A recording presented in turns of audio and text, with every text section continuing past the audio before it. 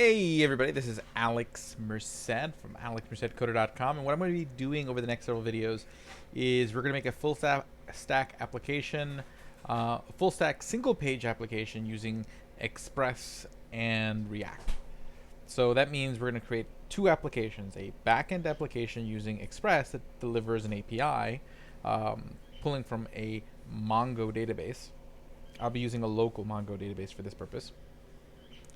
And then two, I will be making a front-end React application. So in this video, what we're gonna do is just set up both stages. So we're gonna I'm gonna create a folder called, oh no, that's a file. I'm gonna create a folder called project 4. Okay, and I'm gonna create two folders in here. One's gonna be called backend. And I won't create the front end yet because you'll see what I'll do with that. So let's just set up the backend folder. So I'm just going to open up terminal in there. And waiting for the terminal to open up. And in this folder, I'm going to node. Well, first, I'm going to touch a server.js. And then I am going to npm install express. I want custom-env so that we can have multiple env files. Let's see here. Anything else I want? I want Mongoose because we want to connect to Mongo. I think that should. Oh, and I want cores. Okay, so we can handle cores issues. So I'm going to install those libraries. And that should take care of me for this particular project. So I'm just going to give it a second for it to install. Meanwhile, we'll set up our front-end application. So for that, I'm going to open up Chrome. Because what we're going to do is we're going to fork a template I made. I made a template for React, so that way you don't have to think too hard about creating the front-end application. It'll just set up your area for you. Waiting for Chrome to open up while this is installing, seeing which one happens first. Okay.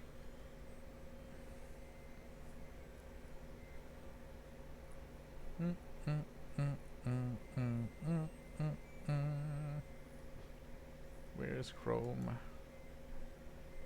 Oh, there it goes.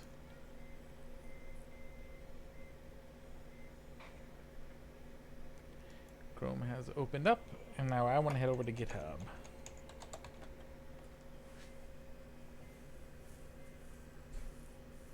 I think my computer's due for a restart, but let's see here. Okay, so in my repositories, I have lots of repositories. Let's look right here. This is what we're looking for. Alex Merced React Parcel template. Okay, so we're going to want to clone this. So we're going to click clone or download, get the link. Okay, and then we'll head back over here. Okay, I'll update npm in a bit. So I'm going to cd back up into my project full folder. And here I'm going to do git clone. And then do this. So I'm going to let that clone. So that's now been cloned. So see, now I have this. I'm going to rename it to front end. And then I'm going to go cd into that folder. Cd front end. And here I'm going to do an npm install so that way it installs all the dependencies. Npm install.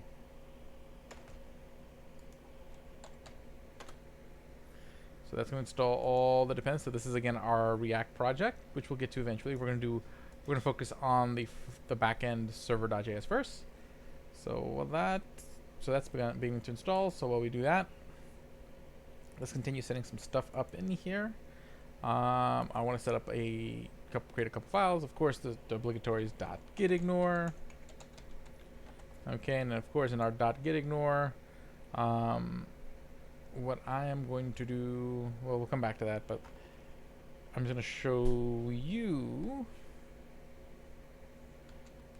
that we can have .env.dev.env.prod So because we're gonna have two env files, that's why I did custom env instead. And then I'm going to have our node modules folder.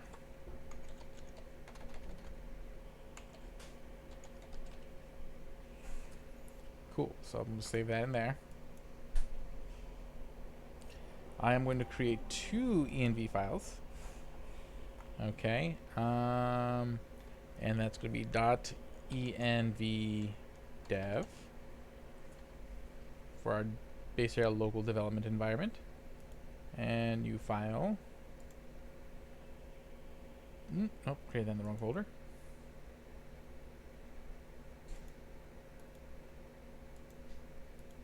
New file. .env.prod. So for production variables. Okay, and I'll show you how we make those work. So we'll just create a variable in here, just so we can see. So I'm going to say environment equals, this is production,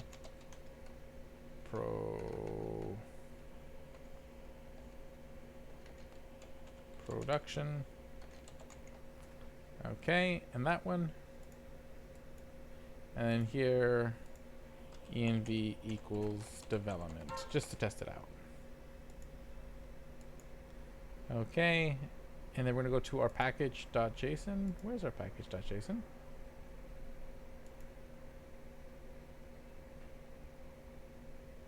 Oh, I never did an npm init, that's why.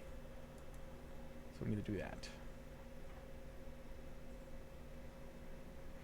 So waiting for this one to finish installing. Okay, let's go back to our cd into backend. And I need to do an npm init-y. So yes to all the defaults.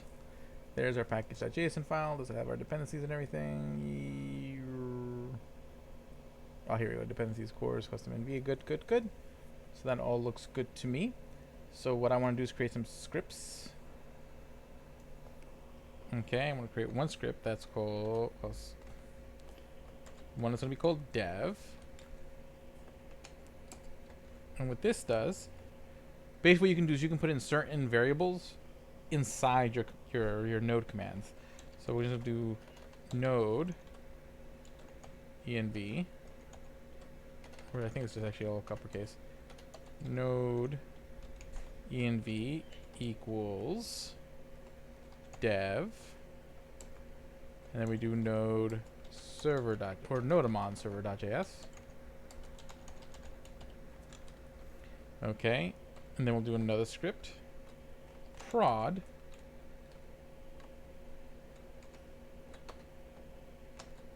Okay, node env equals prod nodamon server.js. Okay, so that's prod. And let's see here.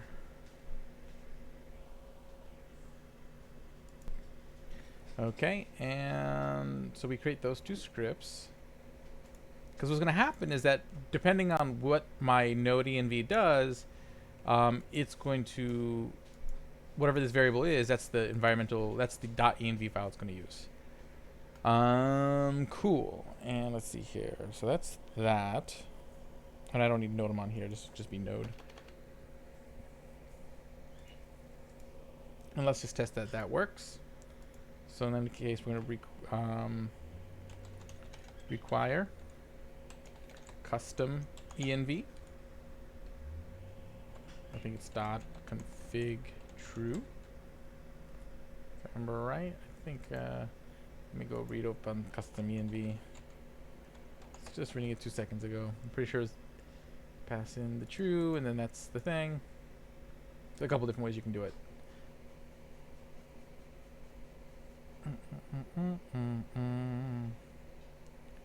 Good example I'm looking for.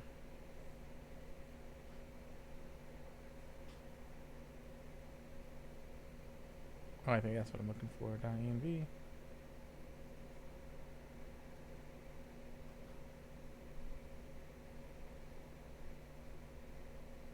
Okay. It's .env true.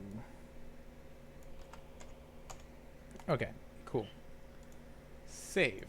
And then what we're going to do is we're going to console.log process.env.env because we had a variable in there called .env.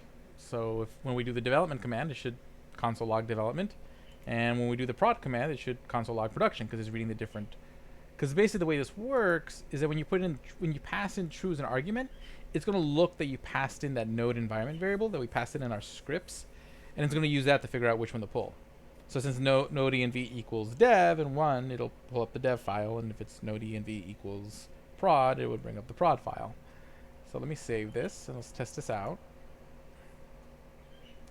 So let's do npm run dev, run the dev version, see if npm run dev, and there it goes, a console log development. Okay, and now let me close that server out. And now if I do npm run prod, and see, it console logs production because it's console logging it from the other file. Okay, so that's the cool thing about custom env. You can have different files, so I can put all my local variables in my dev for when I'm working locally, and then I can put all my, if I wanted to test, like use my production database, whatnot here, I can put those variables here. And that's pretty cool. Okay, I can test out, or if I had like a development database and a production database and I wanted to switch between the two, I can do that. So that's nice. And we'll leave it at that. So we have basically both of our folders for our back end and our front end set up. So in the next video, we'll actually start building out the back end. I'll see you guys then. Ciao.